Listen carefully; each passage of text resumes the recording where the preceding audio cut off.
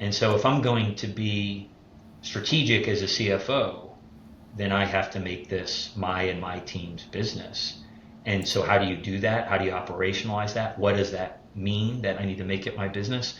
Well, you remember, Manzoor, where we started with multiple meetings a week as Right. teams on a specific project plan with a internal project management consultant that helped us run a SWAT team of people across the cloud ops team and with the finance team. We even had some development team membership, I remember and that.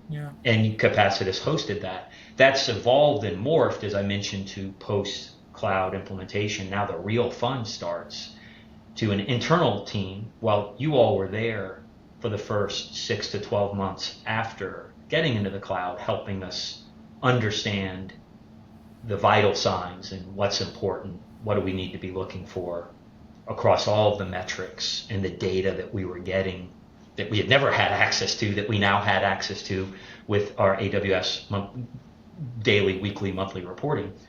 It took us a while to figure out what was important, what we wanted to review, but we are still now 3 years in meeting weekly with the CTO, the head of our cloud operations team, and myself as the three most senior level folks weekly.